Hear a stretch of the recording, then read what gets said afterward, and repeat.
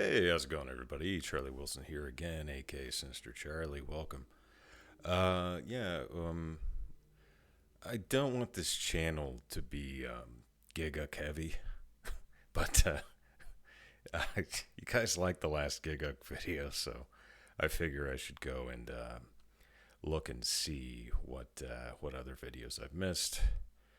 And, like I've said before, if you guys have any suggestions for other videos, let me know in the comments. I do engage, you guys know that, if you've watched my channel.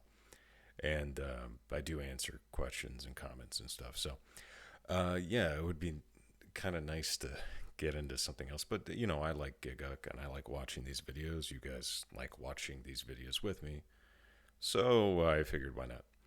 And thanks for everybody for watching the last one. It's almost at 1,000 views, so thanks. That's awesome. Appreciate it, man. And like and subscribe. That'd be very nice. And let me go ahead and like this one because I already know I'm gonna like this video. This is Chainsaw Man's author is insane. I've said it before. I haven't caught the last few episodes. I think the last like 4 episodes I have Chainsaw Man I haven't seen, but I like it. It's really good. I've said before, the animation is amazing, and everybody has good things to say about it. Even people who don't even watch anime have said it's amazing. It's good. I mean, amazing's that's a bit much. It's like 9 out of 10. Yeah, it's worth watching. Just for the animation alone.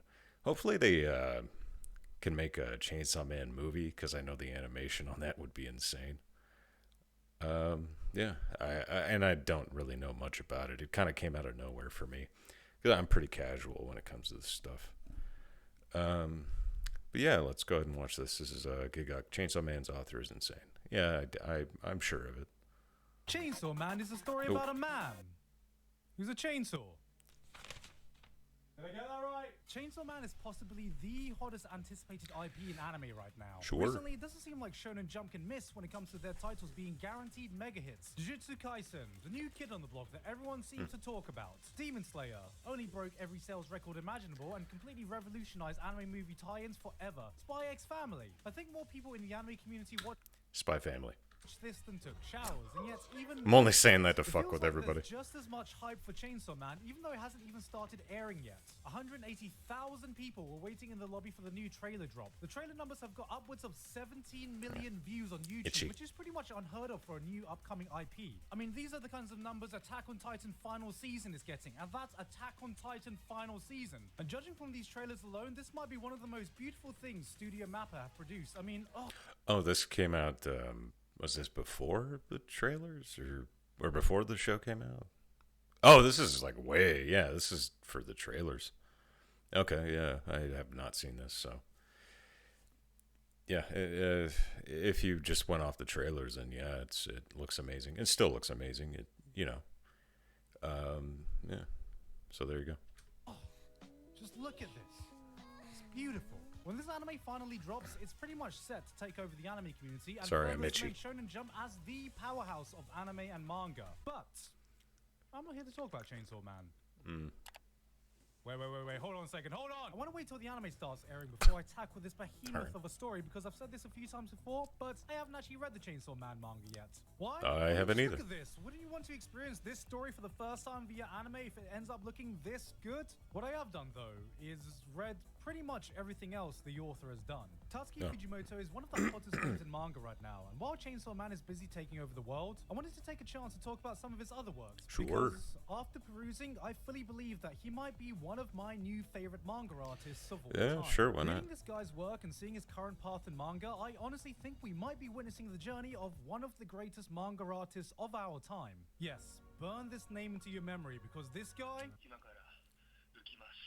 Uh-oh. could well possibly be the new face of manga. I would have gone with the head slamming into the lamp above, but that's what I would have done. Everything he's touched, without exception, is, in my opinion, worth a read. So if you're looking for something to hold you over from that Chainsaw Man hype, this is the perfect place to look. Let's All start right. with Fire Punch. But before we jump into Fire Punch, Okay. I wanted to talk about my friends over at Boxu. You know how who this are goes. Today's sponsor. Boxu is a monthly subscription service that delivers $10 off your first. Sorry, but yeah, I can't sit through that whole thing. It's a good what? How many minutes was that? It's only a minute of ad. That's cool. Yeah, go subscribe to Gigguk and use this code on his what is it, box whatever. Sorry, whatever. Go do that if it's still around. This is 5 months old, so. Oh, and sorry, Purchase. Thank you to Boxu for sponsoring me today. I forgot to make that Back full to screen. Fire My bad. Punch. Fire Punch is a story about a man who punches things with fire. Sure. Fucking nailed it. It's the end of the world. The earth has frozen over into an ice age, plunging everyone into a never-ending winter that has pushed life to the edge. 'Kay. Plants won't grow, animals are dead, and humanity is on the brink of extinction. Thankfully, there have been some humans that have been blessed with superpowers and can perform feats of miracle, like our main character Agni, who's been blessed with the ability to regenerate. Under any other That's generally par for the course for anime. Yeah, regeneration. Gotta have a regeneration character. circumstance, this would be his opportunity to be a superhero, but in this barren wasteland, there's only one way his power can be useful. Oh, As an infinite food source. Yeah, that's- arm after arm. you know what? That's actually pretty cool. I like that. Yeah, that's exactly what I was thinking. Actually, the Dahmer anime. He painfully severs his limbs for his sister and village to feast upon, so they don't starve to death, even though there's little reason for anyone to keep the will to survive and live on this kind of way. This is how Fire Punch opens up its world and introduces you to the story that you're about to experience. Because one day, after encountering another group of people who find out this village has resorted to cannibalism to survive, another blessed human takes it upon himself to cleanse the entire village with his own powers by burning everyone alive with a flame Alright. that cannot be extinguished until the subject is dead. Unfortunately for Agni, this means he's been set Oh. ablaze with a flame that will never stop burning him. That's actually pretty cool. That's clever. I like that. All right. As he regenerates faster than his body can turn to ash. For one whole year, he could do nothing but writhe around in pain, constantly Jesus. burning to death but unable to ever die. 3 years pass until he can slightly move around by chewing his tongue off to distract him from the pain. 5 years before he learns to breathe with the pain of the flame searing his lungs upon every breath. And only after 8 years of constantly burning is he fully able to adapt to the pain. And the first thing he does is he Kill. makes a fist, engulfed in flames, and goes, "I'ma punch that motherfucker who did this to me." Yeah. How's that for an origin story? That's- Oh, look at this man with a little spider bite. Was the little spider bite painful? Did it give you a boo-boo? Oh, that looks like a painful boo-boo. Oh, is the widow baby sad because his parents got shot and now he listens to My Chemical Romance? Little baby, don't be sad. It's gonna be okay. Fuck that. How about having your friends and family burned alive in front of you only to have your entire existence be in constant searing pain of being scorched to death every moment of your That would be a really good anime, honestly. I'd watch the shit out of that. life. Fire Punch takes the superpowered, superhuman stories you know and completely flips it on its head. It reshapes and reframes what you think having superpowers would be like by dropping you into one of the most brutal and unforgiving worlds I've seen in manga. You got electric powers? Fantastic! Give me a hammer so I can go around saving the world like Thor, right? Nah, actually, you know what? You can be really useful as a personal battery that people can use to power their homes. Firepower? Brilliant! We're going through an ice age right now, so heat's the one thing humans need. So let's just strap you down so you can become our personal industrial power plant. If you have powers, you're not just a human being, but a natural resource people need to expend in order to survive. And by God, are people going to survive by any means necessary? This is a world without hope, and Fire Punch Okay. uses this as a vehicle to dive right into the deep end to showcase some of the worst sides of humanity and the things people will turn to in times of desperation. We've seen stories like this before, but Fujimoto manages to present them in a way that feels fresh and new. It's a dark, deep, introspective story that somehow finds time to make some kick-ass action along the way as well. And even then, he finds his own way to do things. Like, I don't know why in basically every story I've seen with superpowers, there seems to be this unspoken agreement that no Yeah. Yeah, you know. Trying to think any kind of. Yeah, I was thinking about My Hero Academia for a second, but more than two people will have exactly the same power. And if two people in the world do meet with the same power, it's just like, oh, hey, you know, I'm like the token fire guy in the story, so I guess we've got to battle to the death and stuff, okay? Fire Punch says, fuck that. Let's have a full-on slaughter fest with a room full of Wolverines who can regenerate and see who comes out on top. People here know what kind of powers exist and have adapted fighting styles that play to their strengths and weaknesses of the powers. Ladies. To a regenerative, body parts can be a resource, a weapon to be used to give you an advantage. Agni gets impaled, fucking chops his own head off midair so he can regenerate faster and get back in the fight, chucks his arm at someone and sets them on fire. Somehow in this world gone mad, Fire Punch still feels like it's steeped in realism. This is how people would fight, act. Steeped in realism. Yes, this is... I know, I get it, but yeah. And live if shit like this actually happened in the real world. This is a story of nihilism. In a desolate world with little reason to wake up and continue living, where can you even begin to find meaning in life? Was there even one to begin with? Is it possible to find hope in a place of hopelessness? It's also a story of a guy who's been set on fire and punches people. It gives you such a unique feeling reading it because there is one big distinguishing trait I found with Tatsuki Fujimoto's work. It's fucking weird. Within chapter 1, Agni's sister is like, Oni-chan, do you want to better be repopulate weird. the world with me? And I was like, oh, Fire Punch. Ugh. I didn't realize this was the kind of fire we were going to be starting with. But, you know, luckily before she could light the flames of the incest dumpster fire, she just became one. Ayo! One of the characters has an entire arc where they want to make a movie and cast Agni as the main character, which is like, okay. Another person meets a village doctor and he seems like a swell guy. He wants to save all the children and the dogs. Must be a good guy if he cares for dogs. And then out of nowhere, he's just like, so, wanna fuck my dogs? And that's okay. some of the more normal plot developments that happen. The second half of Fire... That, yeah, that definitely took a turn. Alright.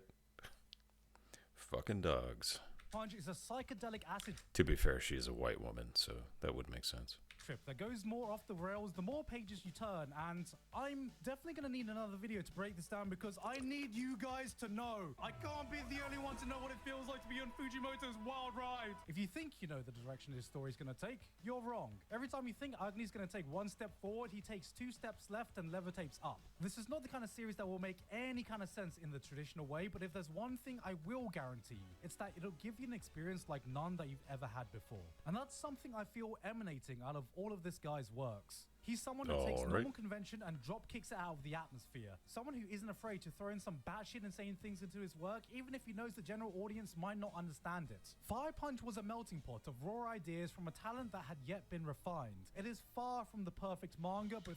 Wow, suck his dick, why don't you, Gigguk? No, I'm just kidding, I know. Fucking... Yeah. Succinct points. Through the unhinged madness, I could tell that there was something special behind this vision. And I think Fujimoto learned a lot of lessons from this, because his future work would only grow to be more polished while maintaining his unique, insane style. Obviously in Chainsaw Man, but also in his one-shots, namely Look Back and Goodbye Eri. Alright. Most manga one-shots you see are around 50-ish or so pages, acting like an extended manga chapter, and yet this guy somehow had the gall to do 2 very notable one-shots, one being 143 pages, and the other being 200 pages. That's not a one-shot, that's an entire fucking manga volume, which I believe in the mangaka world we refer to as absolutely fucking cracked. But it was in reading these 2 titles that changed my perception of Fujimoto from just being a talented manga artist to being an absolute genius. Both of these one-shots tell stories you may be very familiar with. Look Back follows the life story of 2 manga artists that become friends, and Goodbye Eri is about dealing with the grief at the loss of a loved one. But they both take their own very weird turn with their own weird Fujimoto flair that will take more time for me to describe than for you to just go ahead and read them, so please just go fucking do that. I might do that. Shonen Jump app, and I guarantee you... Yeah, I'm totally gonna go to the Shonen Jump app to read that. I'm totally not going to go to a different website and read it for free. I said I'm not gonna do it. I might do it. You're not going to find a better way to spend 30-ish minutes of your life. What I realized is that Fujimoto has such a unique style of storytelling that feels almost intimate in a way. The man has a grasp of manga in a way others could only dream, and I think both these stories fully display what makes him so special. This is what it's like seeing a genius visual storyteller at work. He knows when to use dialogue and when to shut up and let his panels do the talking. Take this scene from Look Back. Fujino is just a kid who draws manga for fun. Her comics get published in the 4th grade newsletter and everyone praises her for it. She's talented, they say. She's the best there is, they say. There is no one that could be better than her. Is someone better than her? Is a manga genius. That is, until one day, another person her age publishes their art in exactly the same newsletter and completely blows hers out the water. Hers looks like an amateur scribble next to this mystery person, and everyone around her makes her know it. So, unwilling to take the L, she practices. Day in, day out, she works to improve her art. Before she knows it, it's years later, and she's looking at her new improved comic next to the same person who's also gotten drastically better in a way that she could never even hope to reach. Convinced there's no way she could ever compete, she gives up on manga. And so, time passes, and eventually she reaches graduation age. Her teacher asks to deliver a diploma that belongs to this mysterious rival that she never met. Is it gonna be the person sitting next to her? It's gonna be something stupid like that, right? And after reluctantly going along with it, by complete chance, they meet. Turns out her rival was another girl that was a complete shut-in all this time that focused on nothing but art. She finds out that her rival was actually jealous of her and her storytelling skills, and on top of that was even a fan. After asking for an autograph, the other girl, the rival, the person that in Fujino's mind she could never hope to compete with, calls her a manga genius. And then, after saying goodbye, all you see her doing is walking away, and you see this, then you turn the page, and... Nothing? Oh.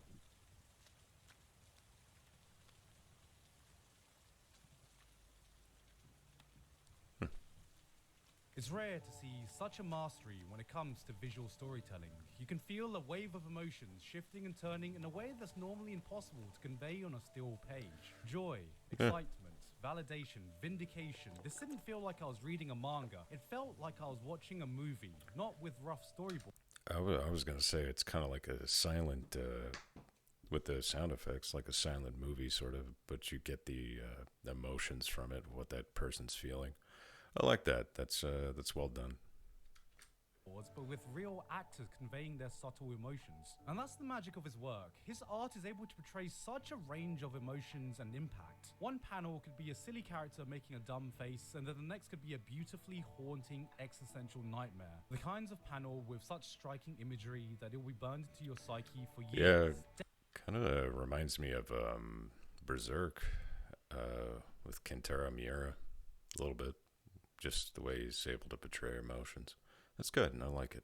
Decades for I'm gonna definitely check that out. It's this ability to switch on and off at a whim that makes Fujimoto a master. We are just puppets on his stage, with our emotions tethered to whatever he wants to express. And all this is on full display in Goodbye Eri, which is one of my favorite pieces of short fiction I've ever read. The manga focuses on a boy trying to come to terms with his mother passing away from cancer, and he does this by making his own movie that he films, with his own very weird and twisted personality. What makes this special isn't just the story that's told, but the way manga is used as a way to tell it. Almost every page in this manga is split into 4 panels, almost like they're frames from a movie itself, the movie being made in this story. Sometimes we are cutting to different scenes, sometimes it's a behind-the-scenes shot, and sometimes there are entire double-page spreads of almost the exact same panel, just so we can see subtle movement and expression. Which means the few times a page breaks this paneling formula, it impacts you in a new way I've never really experienced. It hits different, okay? I tried to find another way to say it. There isn't. It just hits fucking different, alright? The narrative takes you on a journey Seems kind of cool. Perceive as real,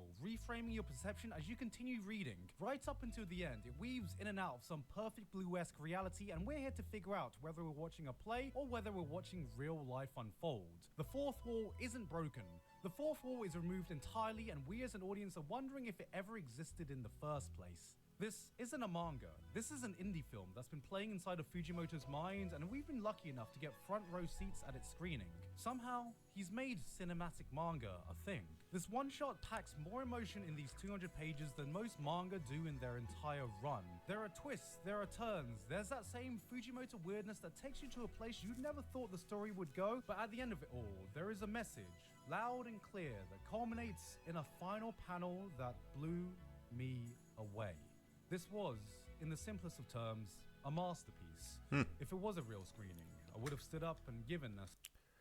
It's a hell of an endorsement there. I guess. All right. I don't know if I should watch the rest of it because I might want to read this, but we're gonna watch it. Innovation. And that's why I don't think I'm overstating it when I say Tatsuki Fujimoto could be one of the future goats of manga. It's rare that you see such a raw talent in any field, and we are just now witnessing the start of his journey. I'm very surprised Chainsaw Man blew up as much as it did. Telling me his work would be something that appeals to mainstream audiences would be about as surprising as telling me that David Lynch is directing the next MCU movie. But at the same time, I'm really glad that it did, because behind all this craziness, behind all the weirdness, behind all the batshit insane ideas, there is a raw desire for expression. You can feel Tatsuki Fujimoto's pure passion for storytelling bleeding out of every single panel he does. Some of it may be pretty out there, but through it, I sense a conviction like no other from someone who's so unwilling to compromise on his vision, even if it means having to stick the middle finger to popular convention. And all this sets the stage for the Chainsaw Man anime to drop, as the wider world can get a glimpse. Yeah, again, this came out before the anime came out, but yeah, it didn't disappoint. I was actually surprised the animation was just as good in the trailers as it was in the anime. Yeah, so yeah, well done. Of the face of a new manga juggernaut of our time. That's the guy. All right, good stuff. Thanks, Gigguk. Definitely made me want to go read those two stories. The other, actually, all three of them. So yeah, I gotta check that out. Tatsuki Fujimoto, yeah. So yeah, great. There you go. Another Gigguk video. Yeah, again, if you didn't pay attention to the first part or you skipped it, give me suggestions to watch different stuff. I'd be more than willing, and I do, read comments. So yeah, I think that's it. Thank you all for watching. I really appreciate it. Please likey and subscribe. Later.